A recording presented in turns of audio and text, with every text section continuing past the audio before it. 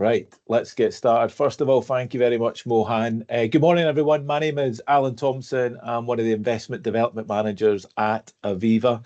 Delighted to be joined this morning by my colleague Dominique Ellis, who's one of our directors and head of educational content at Aviva Investors. Together, we're going to take you through our presentation, which we've entitled Rethinking Retirement. Hopefully, by the end of the presentation, you'll get an understanding and flavour in terms of what we're trying to achieve from Aviva's perspective, both in terms of the educational content and also about our product and investment solutions. Got a couple of colleagues also on the call from Aviva. Sean Parry, our strategic account manager that looks after the relationship. And I think we've got one or two of the colleagues from our propositional team as well. So delighted to be given the opportunity to speak to you this morning. We anticipate the presentation will take approximately 1 hour. So for those that have joined us live, thank you very much and welcome. For those that are joining us on demand, hopefully you'll get the same aspect of what we're about to discuss this morning. But I'm going to pass over to Dominique for the first part of the presentation, and then I'll pick up at the tail end of it. So over to you, Dominique. Thanks, Alan, and thanks to everyone who's taken the time to kind of dial into this webinar. So just quickly, the objectives of today. So there can be no doubt that the retirement landscape has changed of late. Regulation, challenges from the market, from the economy, coupled with more freedom and subsequent variability in how people are drawing from their pension pot, have all had a real impact on how you do your job. So today we're going to dive a little bit deeper into what the potential investment ramifications are of decumulation. None of us has a crystal ball, and yet there's a real need to give our clients some idea of the level of income they can have confidence when they take it in retirement. And this requires modelling. So today we're going to explore the nuances between deterministic and stochastic approaches and how important our choice of model is to the effectiveness of our advice. The results that came out of the FCA's thematic review flagged the regulator's expectations that advisor firms offer dedicated solutions for clients drawing an income in retirement. And these really should be optimised for the additional risks and take on board the relative merits of these two modelling techniques.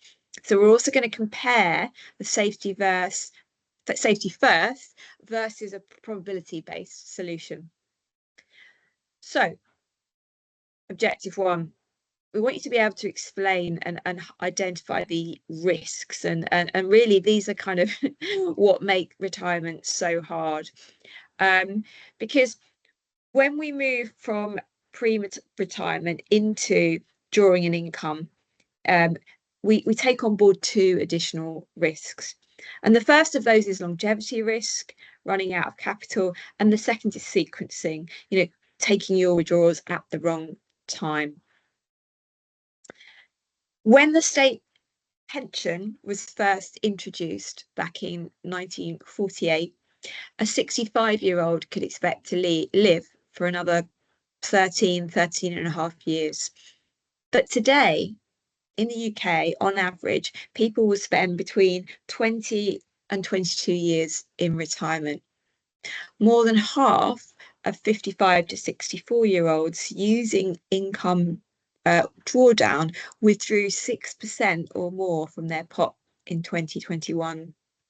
And data from the FCA shows us that 40% of regular withdrawals are at around an annual rate of 8% or more of the pot value. So whilst this number fails to take into account kind of other assets and potential sources of income, this level is much higher than is advised and well in excess of that 4% rule of thumb that the industry's worked with for a while. So we need to make sure and be confident that we're proposing strategies where essentially the money will last. I'm pretty sure that you're all aware of the perils of sequencing risk. But I have put this slide in here because I think it could help you in explaining its relevance to your clients.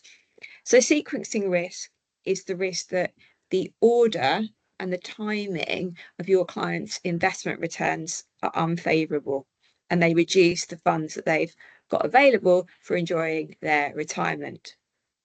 It's essentially the combined effect of the volatility of our investment returns over time and the implications on the future pot of actually taking an income from them.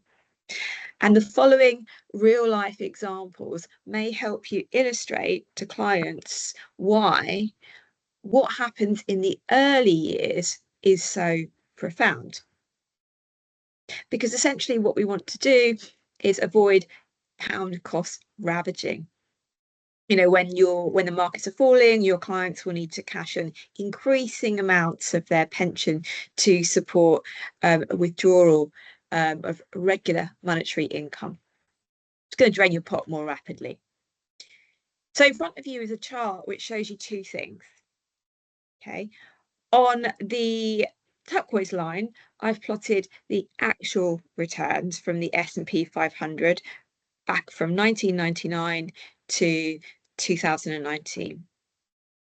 And the dark blue line effectively works end to end. So its gradient is given us the average annual return, which over this time span is 6%.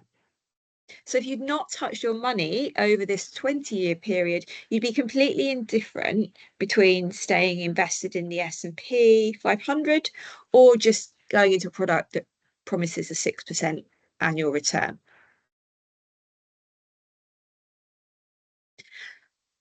But when we draw an income and those bad years come early on, our pot can be very quickly depleted.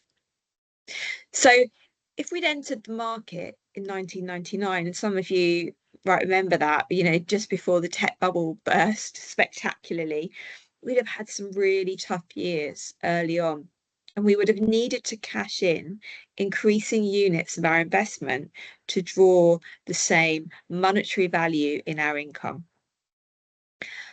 You're effectively cutting off future years of compounding just when it matters most.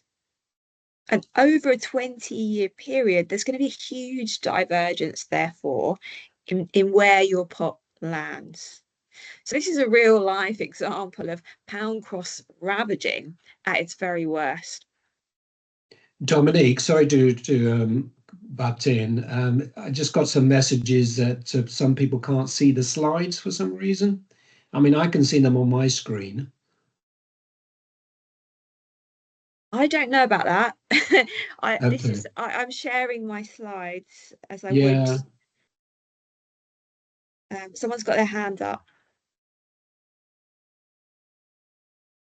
They can see them okay. Okay. All right. Sorry to interrupt. So it might be someone's unfortunately, maybe if they can't see them and they look back at the recording, it might be more successful. So maybe if you can't see them, potentially I would suggest maybe coming back and looking at the recording, unfortunately, or kind of, yeah, unfortunately, sorry about that. Okay. Sorry, Dominique, what I'll quickly do is for those that can't see it, I'll just quickly add into the chat just now the slides that Dominique's going through. She's currently going through slide number 10, but if there's any other issues, let us know. So let me just upload them just now, and then sorry, Dominique, I'll let you get back to the presentation. So sorry about that. Okay, so what can we see here? So creating a sustainable retirement income, whilst, as we said, preserving your wealth isn't straightforward. And that we have that overarching fear, don't we, of running out of money. And we're basically walking this tightrope where we're exercising caution and guard against sequencing and the market risk and the fear of running out of money, with that idea of being overly cautious and ending up with the same dilemma, and actually gaining flexibility as to how we use our pension pot comes hand in hand with these potential risks. So in front of you, what I've done is I simulated a variety of different paths that have all individually averaged a 5% annual return over a 30-year time horizon. So you've got a multitude of market outcomes, but they effectively all end up giving you that 5% average return. So if you hadn't touched your money, that sequence wouldn't have mattered in the slightest. However, if you had, as you can see in the diagram at the bottom, labelled decumulation, if you had withdrawn 6% per annum during your retirement, depending on how the markets performed over this period, you know, regardless of the fact that the average return was 5%, there's going to be a huge difference between the best case scenario, where you know still got money and to play with after that kind of 30-year period, and the worst case scenario. And if we kind of flick forward one slide, you can see it more clearly. So the best case, your money would last the duration and you'll have a nice decent chunky pot to pass on. And the worst case, your pension pot would be fully depleted at 16 years. So as advisors, you can add a lot of value in helping clients understand the sensitivities around the income level that they wish to take and the compositions of their investments and what this all means for longevity. And perhaps crucially, you can check in with them along the way regularly to help them manage that journey. We now look at, as I mentioned before, modelling and why it matters, and the techniques we use and how influential they are. The FCA gave us our review last spring and highlighted the concerns that they still had regarding advice in decumulation, and they really kind of identified 5 areas that they felt there was still scope for improvement.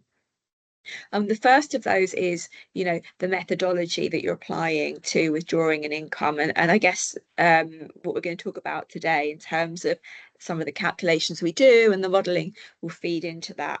The second, risk profiling. 3, advice suitability. 4, in that kind of periodic checking in, and 5, the control framework. And some of you may have seen what they've said about the vulnerability of clients too. So when we think of advisors as behavior coaches as well as kind of money managers, I think this is exactly where you can demonstrate to your clients the value that you add.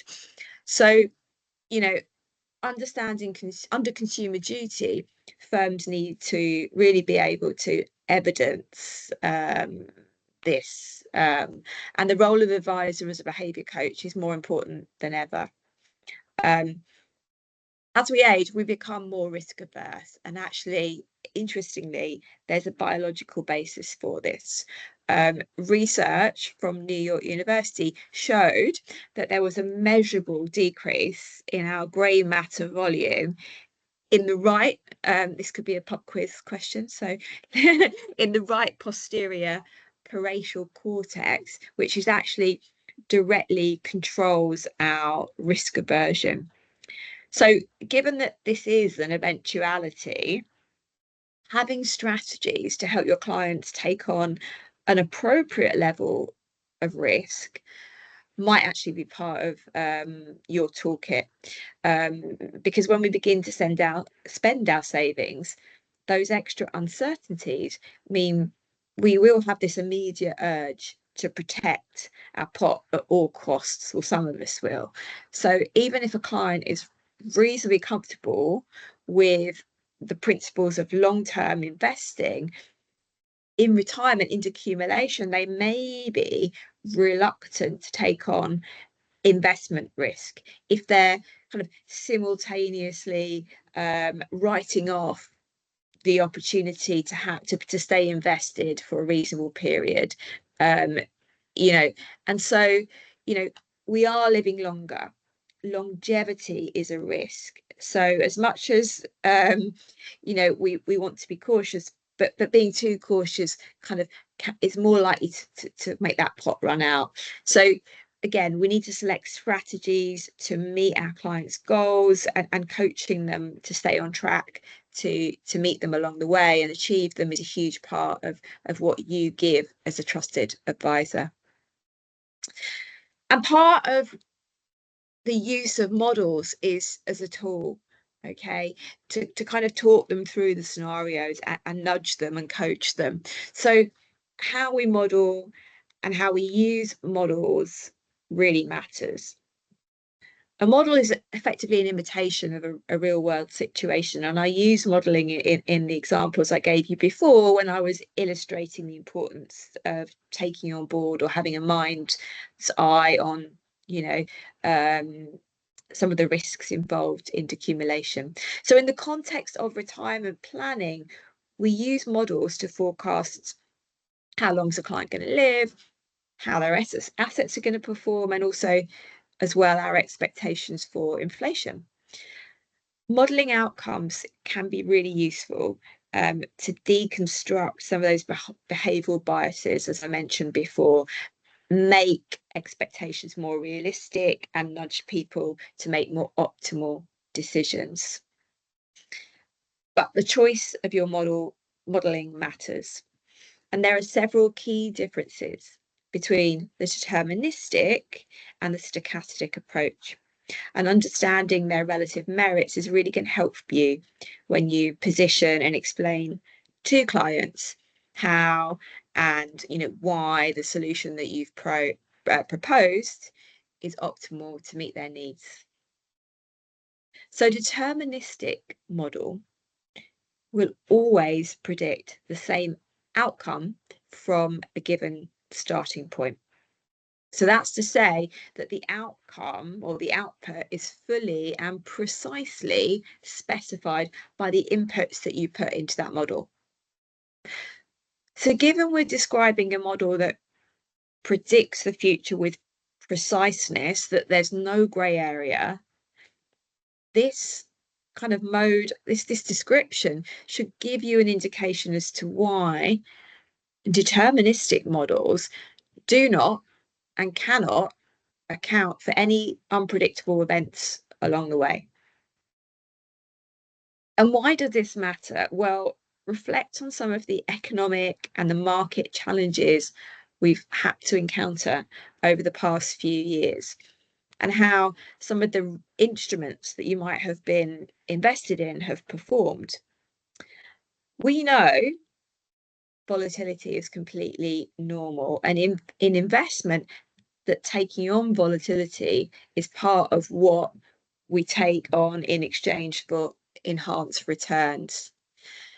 Nevertheless, there's no denying it's painful at the time, and as you've seen today, when we're in decumulation, that sequence of returns, which that deterministic approach completely ignores, is actually critical.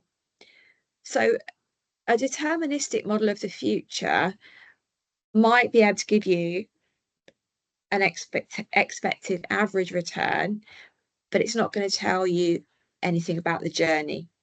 So it's really useful in accumulation when your plan is to keep your money invested for a long period. And if you leave it untouched, that model of forecasting is a really sensible strategy to use. But the story does change when the option of just leaving your money untouched isn't there.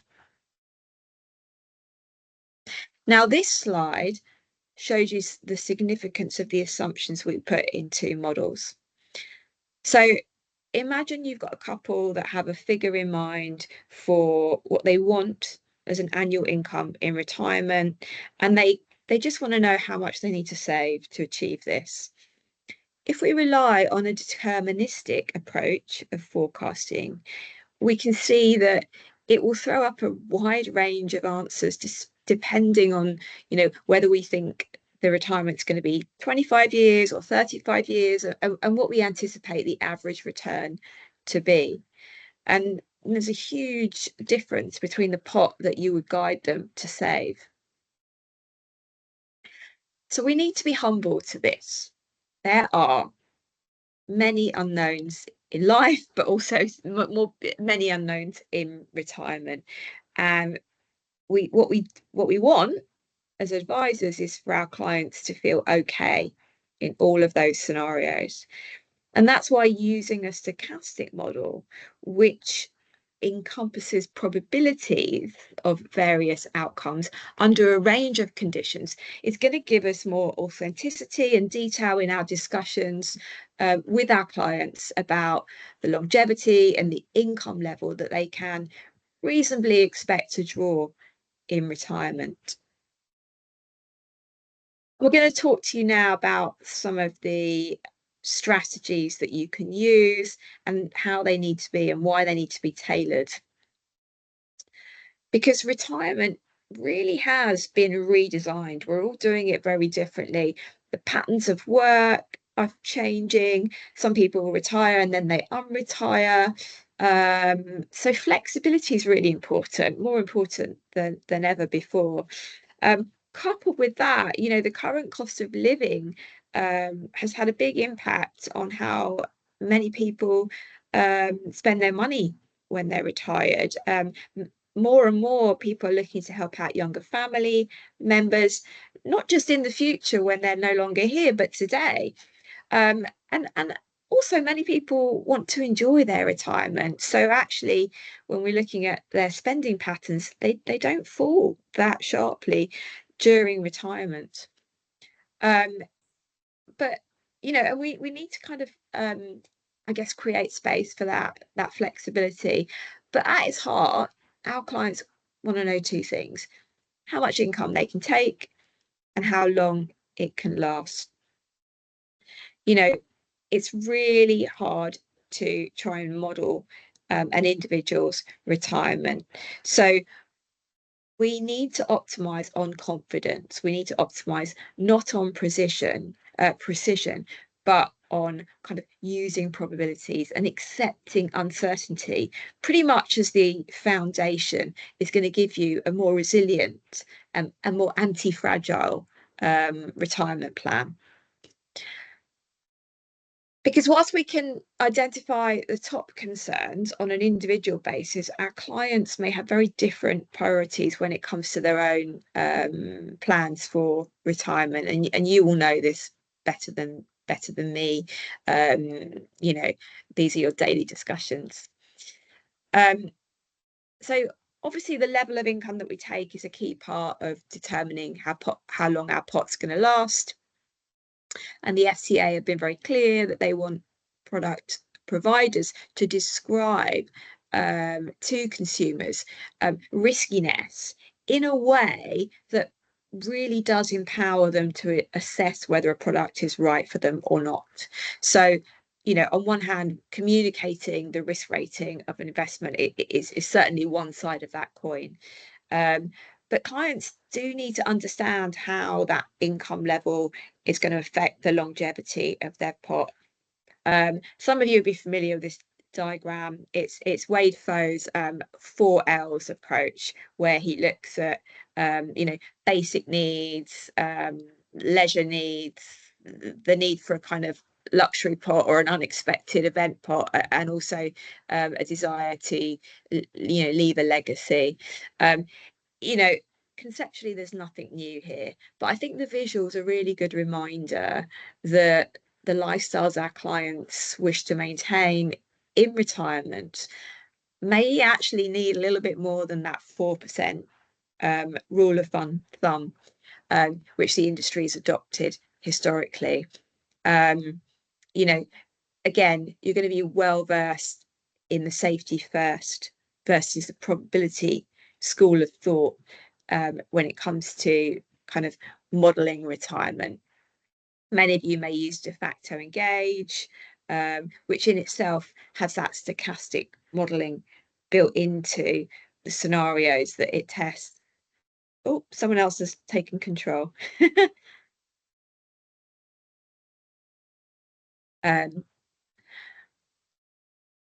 Someone keeps taking control. Alan, is it you? No, it's not me. I don't know if Mo's trying to upload the slides, Dominique, to the presentation. Sorry. Yeah. Sorry about that.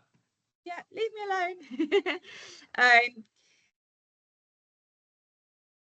Is it come back? Yeah, I'm all there. Okay, I'm good. So yeah, we were just to go back to the presentation. When I think about the approaches that you have for your clients and that you know, how you model with clients, using this kind of probability based approach, you know, where you might think of, you know, a 90% chance of success is enough comfort for you and your client to proceed with a plan, you know, and then, you know, potentially checking in regularly so you can kind of, as you go along, you know, should things move off course, reappraise things. For many people, that the flexibility that offers and the humility that offers to be a bit more authentic and, you know, potentially help them, you know, increase the lifespan of their pot is going to be superior than, you know, going in with a safety first approach where, you know, we can be 100% confident that we're going to get XYZ return, but we can compromise the longevity of our pot. So again, you know, thinking about the approach you use in retirement and your client and where they sit, and actually maybe doing a little bit of behavior coaching along the way is really valuable, because, you know, a solution that's built on stochastic modeling can give you that. It gives you these illustrations, and the illustrations are really important as a kind of tool to walk your clients through, you know, the probabilities of them reaching their own income goals, but doing so in a sustainable way. And if they fancy taking first class, you know, you kind of need to talk to them about what the repercussions of that are, and having those probabilities matched out are going to be really useful as in your toolkit. So, you know, just to kind of wrap up here, because we've talked about quite a few things. We've talked about some of the ways in which retirement, we're doing it differently. We've talked about the key risks that come when you're decumulating an income.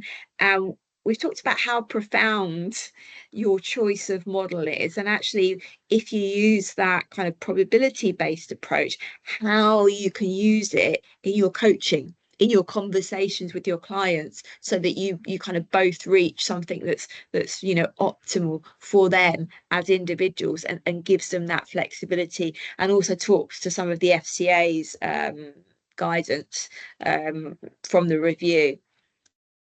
But this slide kind of tries to sum it up a little bit, really, because, you know, when you're investing for accumulation, the potential bumps in the road are completely irrelevant. If you're not withdrawing an income, they don't matter. That volatility, it doesn't affect you, or it shouldn't affect you. But when you're relying on that pot for your annual income, you absolutely need to look out for those potholes. And given the length of time that we're all now spending in retirement, you also need to have that mind's eye on how long that money's going to last. And indeed, you know, do you have the collective investments there to extend it? So we're not throwing away, and this is the key thing, we're not throwing away the key principles of investing that work for us and have worked for us and served us in accumulation. But we might need to innovate and adjust. You know, I might have used my kind of push bike to get me around the tapas bars of Malaga last summer. But if I am committed to enjoying my paella into my 80s and my odd cerveza, I might need to innovate a little bit and switch myself over to a Segway or an electronic version of my push bike. And, you know, hopefully kind of the detail and some of the illustrations I've given you today will kind of help you in those conversations.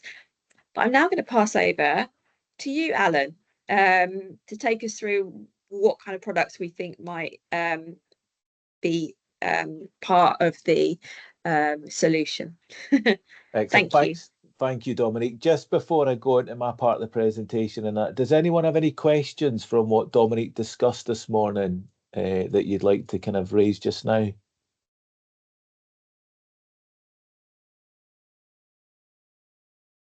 Well, Not to worry. Yeah, you can reach out if you do, just ping me a message. And if you want the slides, I know that they're going to be provided afterwards as well. Yeah, what I'll do is I'll quickly share my screen, Dominic, to see if it resolves any of the problems that some of today's participants have had. But hopefully, can everyone see my slides okay?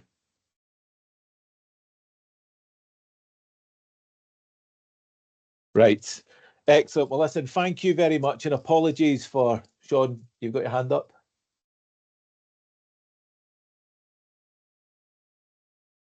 Was that accident? Apologies. Yeah, sorry. I thought you were going to tell me off. So no, apologies.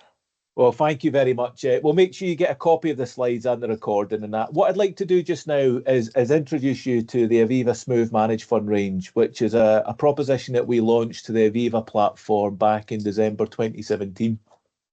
So what I'd like to do is bring it to your attention. Now, this might be a suitable solution for any of you that are looking at potentially enhancing or strengthening your centralised retirement proposition. If you're looking for, I guess, an extra layer of protection and diversification inside the proposition. So I'm going to introduce the Smooth Managed Fund range, and then we're going to talk about the concept of blending.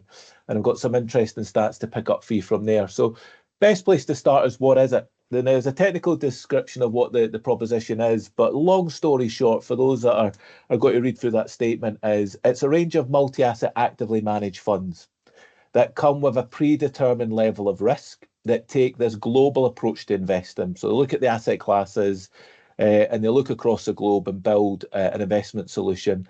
But the biggest and I guess the most important aspect of these, because it's got an inbuilt smoothing mechanism, is these funds will provide a smoother investment journey.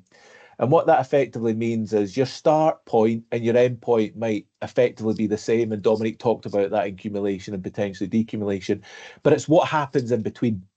So these solutions are probably going to appeal to the clients that you currently deal with that may be risk averse, may be really concerned, are probably checking their policies, via MyAviva or any of the technological apps on an ongoing regular basis. So for those ultra cautious clients that are concerned about where markets are going, but appreciate in order to get the level of income and the longevity that they need that income in retirement, they need to take some investment risk. It might be suitable for them. But I guess the biggest thing is it looks to take that smoothing mechanism to smooth out the daily impacts of market volatility, which is what we expect when it comes to investing. And you can very much see that in 2025 alone in terms of what's going on with the US and the trade wars and how that's playing out in the rest of the markets. Now, these funds are only available at Aviva. You cannot purchase these funds on any other provider's technology and platform, and they're only available on an advised proposition. And what I mean by that is only advisors like yourself are able to recommend them. If clients like the concept of these solutions and want access to the Aviva Smooth Managed Fund range, which is on the screen in front of you just now, they cannot access them. They've got to go directly to an advisor. And what you'll see is the two funds that are available across multiple products, but for the purposes of today's discussion, we're focused on the pension portfolio aspect of it. You'll see the high-level overview of the asset allocation, and that kind of tells you that we do take a global approach, not just to the equity content, but also to the fixed income and or bond exposure. And more importantly, what you've got on the screen as well is the independent risk ratings through two of the largest risk rating agencies of de facto Dynamic Planner. So you've got the one on the left-hand side, which has got the independent rating of 5, and then the one on the right-hand side, which has got the independent rating of 4.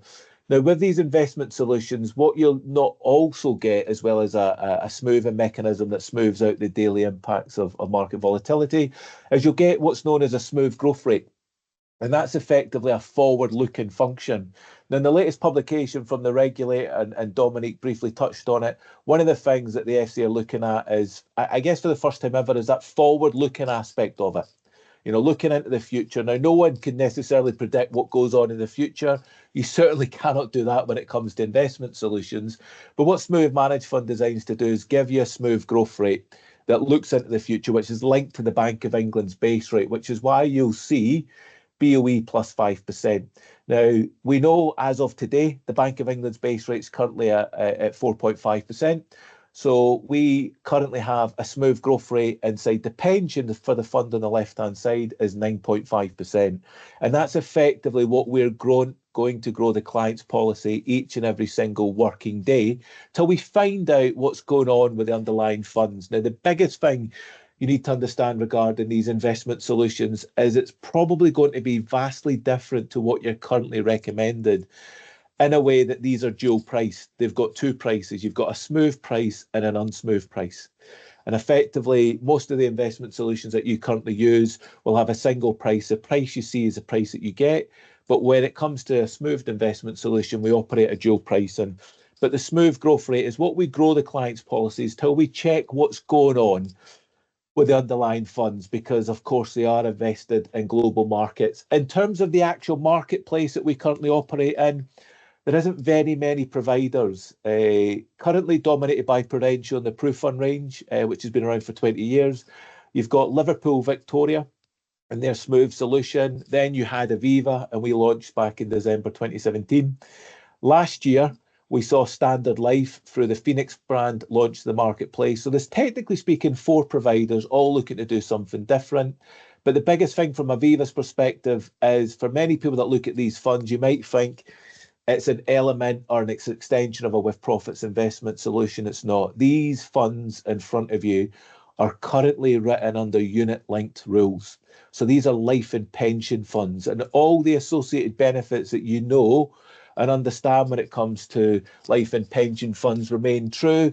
The biggest difference with these ones is we're smoothing out that investment journey. We'll come on to that in a minute. So for anyone that's interested in finding out more, I'm more than happy to pick up a conversation and go in a bit more detail and look how it works in different aspects of the financial planning process that you take your customers through. But for the purposes of this presentation, what I want to look at is the concept of blending, okay? And in particular, concept of using the Aviva platform. Now, when I first joined the industry in the late 90s, early 2000, blending consisted of taking 2 distribution funds from 2 separate providers, putting it together and getting natural income. Now, thankfully, over those years that have since gone on, that blending has significantly improved. Now, if we look at the Aviva platform, and I know Sean has spoke to you in the past about some of the enhancements and functionalities, but in terms of the investment solutions that we currently have available, we have over 6,000 investment solutions to choose from, and those range from single asset, multi-asset, active, passive, smoothed, which is these 2 smooth funds, sustainable. You've got MPS solutions, and you can build your own bespoke portfolios on the platform. So you've got full flexibility, and I think that's important as an advisor. You need to make sure that the technology has got the freedom and flexibility for you to complete your investment proposition. What I've decided to do is look at the current funds that Julian Harris as a network are currently recommending on the Aviva platform, which is why I'm going to take the blending discussion here. So we're going to look at a client that's currently got £200,000 that's about to go into drawdown. They're looking to take a 4% income. Why have we selected 4%? I think Dominique referenced it early on. The regulator deems 4% to be a safe withdrawal limit.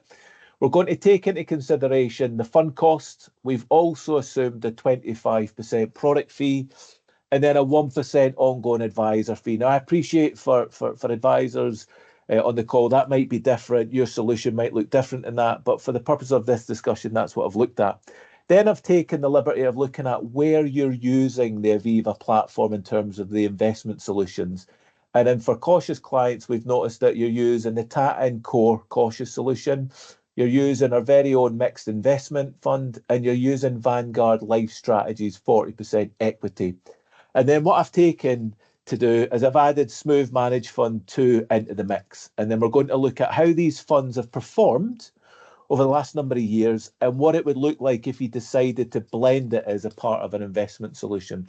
So the first chart in front of you just now shows you the actual performance of all these 4 solutions, starting way back from the 1st of July 2021 all the way to the end of February 2025. The reason I've chosen that time frame is Smooth Managed Fund 2 was only launched to the market in June of 2021. So you've got the actual performance of those investment solutions over that period of time, as well as taking out that 4% and all those associated costs. And over that period of time, neither one of these investment solutions have been able to sustain that level of income as well as preserving the capital.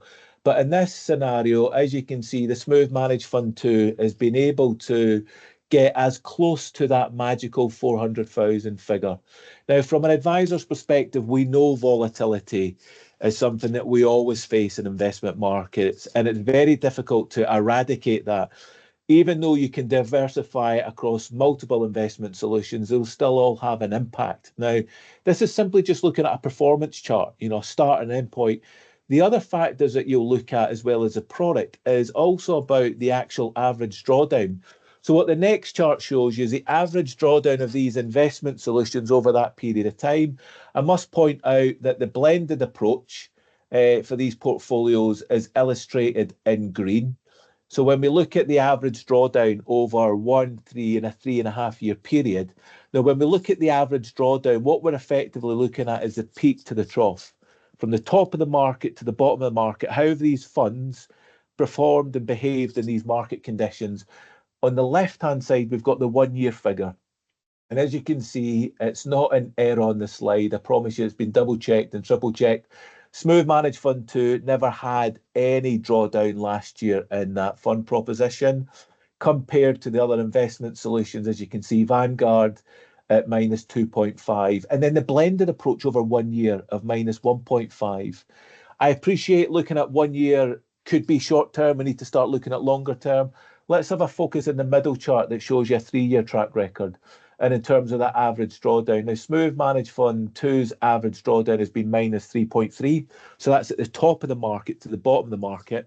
And then you can see something like Vanguard, one of the market leading passive investment solutions in the marketplace, over a 3-year period for their 40% equity fund, had an average drawdown of minus 7.3% over that period of time. Now, what it's trying to highlight here is Smooth Managed Fund as a concept isn't an all or nothing approach. We designed it in a way that can be used across different aspects of the financial planning process. But what it does bring to the mix, and hopefully you see in the chart in front of you just now, is it may lag a rise in market because of that smoothing corridor that's built in. But what it's also going to do is offer you some downside protection. Okay, downside protection to the daily impacts of market volatility. And when you add it to a blended portfolio, it gives you that same downside protection as well. Not just from a client's perspective, because if you're encashing units to provide an income, you're not having to encash as many units in a smooth solution as you would do for an unsmooth solution, as we've seen on the chart here. But also for you as an advisor, it gives you some protection as well, because if your ongoing advisor fees based on the performance of the investment solution combined, this could also provide you that downside protection as well. So that's looking at clients that you currently use the Aviva platform for in terms of the popular funds that might be a risk rated 4. What I want to finish the presentation off is by looking at those clients that might come out at a risk rated 5. So using the exact same scenarios, slight difference in the fund here. This time, we've noticed that you use the Tatton Core Balance solution. You also use our Aviva Investors Multi-Asset Fund +3, and you use Vanguard Life Strategies. I've decided to add our Smooth Managed Fund Risk Rated 5 into the mix. Here you go as a performance chart. This time we're looking at a longer period of time. We're looking at over a 7-year track record. And as you can see, there's been an awful lot of volatility, particularly as you extend that period from 3 years outwards. In this particular scenario, if you simply just used Vanguard and you didn't use any other solution, but you assumed the same assumptions, what you've been able to do is provide the same level of income as well as get a bit of capital appreciation as well, which is very impressive from that solution. If you look at the green bar, and you fight amongst all those charts there, and hopefully you can see it in the lime green. If you take the blended approach, so that's where you're splitting the client's assets between these 4 providers, what you've done in this particular scenario is you've given up a slightly bit of performance growth, because instead of it being 401, if you simply use Vanguard, it's now 398. But you've got a bit more diversification inside the investment solution as well. And that becomes even more apparent when we look at the max drawdown as well. And if we focus on a 5-year period, what you can effectively see there is Smooth Managed Fund has got the least amount, and that's showing the smoother mechanism built in. But even the blended approach, you're still taking an element of that drawdown off the table. And when we talk about drawdown, we mean market drawdown. You know, from that peak to that trough, you're taking a bit of risk off the table for a small bit of performance return in that scenario, but you're giving yourself and your clients a potential solution that's trying to take care of some of that impact of market volatility there. Now, I appreciate that I went through this very, very quickly. The purpose of today's discussion is just to highlight some of the solutions. If anyone is interested in exploring it a bit further, now I appreciate some of the investment solutions that we looked at this morning. I've taken a general look at across the board from a Julian Harris network. But if you've got your own investment solutions that doesn't feature in the ones that we've looked at, and you want to understand from a client perspective, what would the benefit of adding something like Smooth Managed Fund into the mix? What I guess I'm saying to you is I'm more than happy to look at that blending discussion. And I've got one of my colleagues on the call today, Craig, that we can look at that in a bit more detail. We can look at different aspects of it, whether client is simply looking for accumulation, whether client's looking for decumulation. I guess the other thing to factor in is these assumptions that we went through were assuming that the client is taking an income at the end of the month. Now, Sean would have talked to you in the past about the flexibility of the Aviva platform and all the functionality that goes in there. You're able to take an income on the Aviva platform from the 1st all the way to the 28th when it comes to our pension portfolio. So if you are interested in looking at different investment solutions, what I'd also encourage you to look at is what impact would it be if you chose to take the client's income on the 1st, the 15th and potentially the 28th, because what you might find is even though you've got the same investment solution, the outcome for the client could be different depending on when that income's been taken. And there is a key risks that says that no presentation can go by without explaining to you that the value of a client's investment can go up and down. But at this point, what I would say is the learning objectives have now become learning outcomes. So obviously Dominique covered these three things. We briefly touched on what we're trying to do from an investment solution, but I'd like to bring Mo back in at this point and just open it up to see if anyone's got any questions on what was discussed before we let you go on for the rest of your day.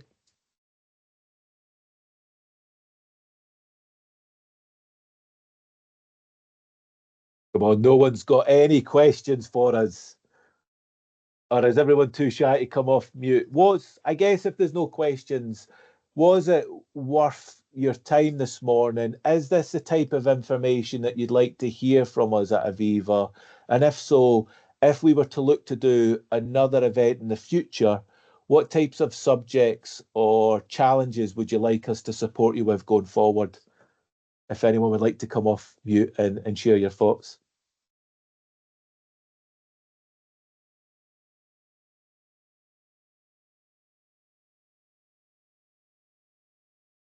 I don't think we have anything, Sean or Mo, which I can only assume that myself and Dominique have done a really good job and you have enjoyed the presentation and that. So, Mo, if you're still with us and there isn't any questions, like I say, you know, Sean's the initial point of contact. We would love to come back and speak to you about it. These are the types of things that Dominique and I are currently discussing. But if there's any other challenges that you're currently facing as an advisor, and you'd like to hear what Aviva's doing, not just from a product perspective and investment solution, but from an educational point of view, we'd love to bring that to you again in the future as well. Yeah, thanks, guys. Appreciate your time. Really enjoyed your webinar. So we'll forward all your recording and your slides to everyone. And if there are any questions, do let us know. And then obviously we can forward those on to you.